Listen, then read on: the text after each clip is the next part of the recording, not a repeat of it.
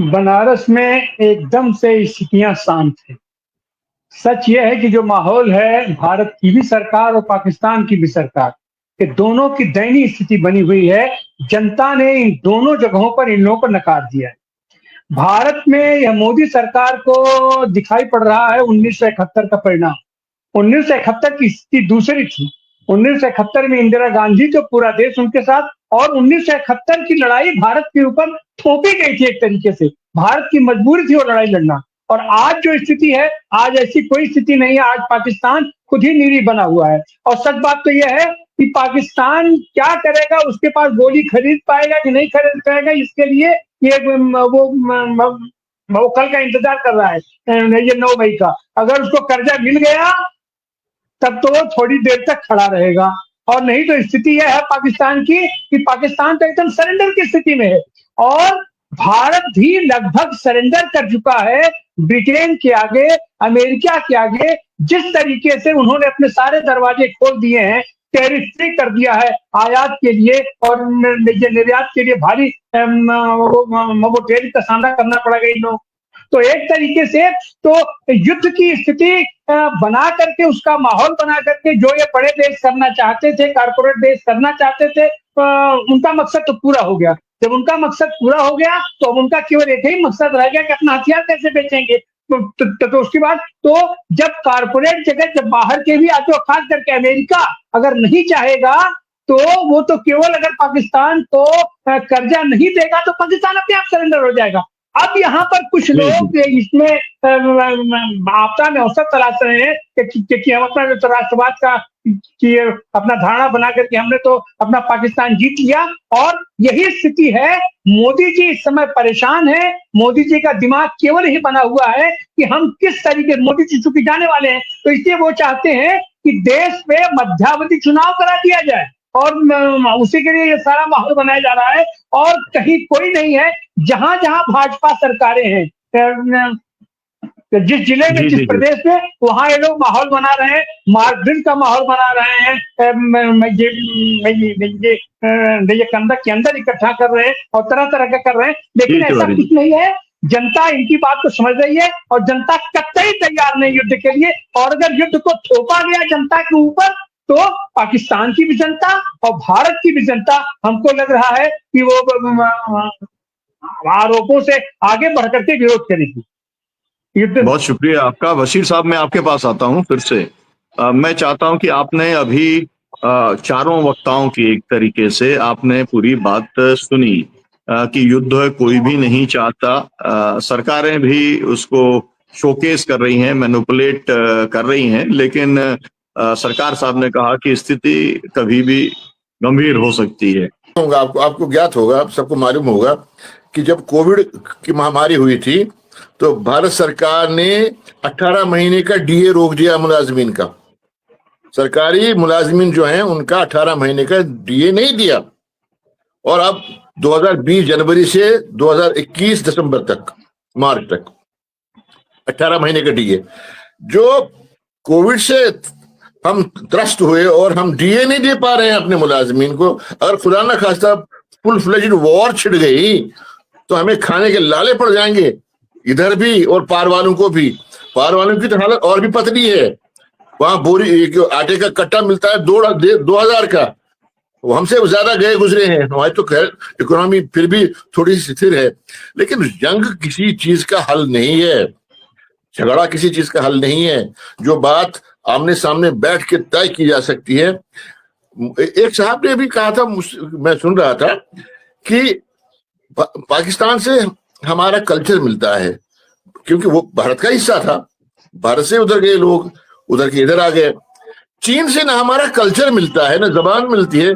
चीन से पाकिस्तान की इतनी दोस्ती कैसे, रशिया से हमारी इतनी दोस्ती कैसे? अरे मिल बैठ के आपस के झगड़े सुलझाओ। तिवारी, डॉक्टर तिवारी ने सही कहा। ये वो है ना राहत इंदौरी का एक शेर, सरहदों पर तनाव कैसा है, ना सरहदों पे तनाव सा है, क्या मुल्क में चुनाव है? ये वही बात है कि तुम अपनी डफली बजाओ, मैं अपनी डफली बजाता हूँ। शहबाज शरीफ तुम ठीक हो, मैं यहाँ ठीक हूँ, बस थोड़ा सब करेंगे, सिक्रिमिश कहते हैं इसको। थोड़ा सा तुम चोंच मारो, थोड़ा सा मैं चोंच मारता हूँ, बाकी हम करेंगे, ऐश करेंगे। तो ये मुझे नहीं लगता जंग किसी चीज का इलाज है, और जंग नहीं होनी चाहिए। जी जंग कौमों को तबाह कर देती है, तबाह कर देती है जंग। टिप्पणी यही है कि जो कुछ हो रहा है जिससे जनता कोई बड़ी परेशान है। हमारा बॉर्डर जो जहां मैं रह रहा हूं वहां पर बॉर्डर पर लगातार पूछताछ, घर सफाई, बैंकर सफाई हो रही है और लोग परेशान हैं इससे। जनता बड़ी परेशान है और ये भी समझ रही है जनता के ऊंच रजौरी में हमारा बड़ा नुकसान हुआ है। 15 से ज्यादा लोगों की जानें चली गई हैं, बड़े दाखिल हैं मरीज हॉस्पिटलों में और डर लग रहा है, लोगों के घर तबाह हो रहे हैं और लोग सामान लेकर भाग रहे हैं। जंग जो है वो लोगों ने बड़ी बार देख ली है, जहां तक जंग से लोग आदी हो चुके हैं कि ये हमारे साथ ऐसा होना है। लेकिन अब सिर्फ सवाल ये है कि हमें कितनी बार होना है। अब गिनती करने पर शुरू हो गए कि हम 47 से शुरू हुए थे, 62, 65, 71, 99, ये होता ही रहा है और लगातार आर पार भी हो रहा है। और जब मिलिटेंट कठुआ से निकलते हैं तो फिर वो भागते हैं ऊपर और फिर ऊपर जाकर लड़ाई होती है, पूछताछ नीचे होती है। ये हमें लगातार बड़ी परेशानियां, लेकिन जो हालात लग रहे हैं कि ये भी कोई डिसीजन, कोई फैसला कौन या कोई अच्छे हालात नहीं है। हम जंग को अपोज करते हैं, हमें तंग आ चुके हैं और जंग हम नहीं चाहते हैं। बातचीत का रास्ता निकलना चाहिए था और इंडिया में ने जो गलतियां की हैं खासकर इस लीडरशिप ने कि सार्क हमारा बिल्कुल डिफंक्ट हो चुका है।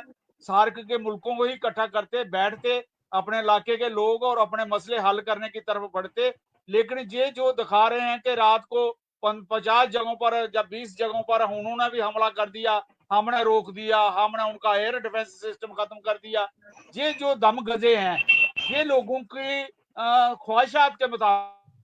ये कहना चाहेंगे बहुजन संवाद की ओर से कि जिस तरीके की गोदी मीडिया अफवाहें फैलाता है उससे कई बार एक तरीके से लोगों के बीच में भावनाएं जो है बहुत तीव्र हो जाती हैं और फिर लोगों को लगता है कि नहीं इस बार तो फैसला हो जाना चाहिए।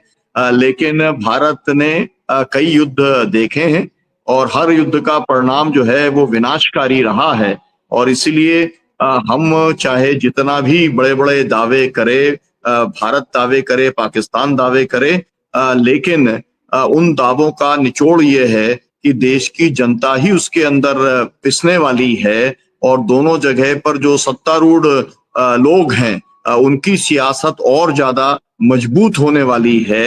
लेकिन अब दुनिया की जो बड़ी ताकतें हैं वो भी इस जंग के खिलाफ दिखलाई पड़ती हैं। हालांकि हमने यूक्रेन के अंदर देखा है, हमने फिलिस्तीन में जो 4 लाख से ज्यादा निर्दोष निरीह जो लोग मारे गए, हमने वहां पर भी हम लोगों ने ये देखा है कि वो अपना माल बेचने के लिए किसी भी हद तक जा सकते हैं और उसके अंदर मानवता कितनी उसके अंदर जो है उस बर्बाद होती है, उसकी जो पीड़ा होती है उसको वो समझने के लिए जो बड़े कॉरपोरेशंस हैं या बड़ी जो वॉर इकोनॉमीज हैं, जो एक तरीके से दुनिया को चलाने वाले इस समय जो मुल्क हैं, वो उन सब की बातों की चिंता करने को तैयार नहीं है। तो मुझे लगता है कि जो हमारा पीस मूवमेंट जो इस देश का रहा है या जो पाकिस्तान के अंदर रहा है, दोनों जगहों पर एक प्रयास तो चल रहा है, लेकिन वो इतना उसे ताकत देने की जरूरत है ताकि युद्ध की स्थिति के अंदर जो है दोनों मुल्क नहीं पहुंचे। दुनिया भी यही चाहती है, देश के नागरिक भी यही चाहते हैं, सरकार को भी यही फॉलो करना चाहिए। बहुत बहुत शुक्रिया समय देने के लिए बशीर साहब, प्रोफेसर शिवाजी साहब, रामस्वरूप मंत्री जी और डॉक्टर आनंद प्रकाश।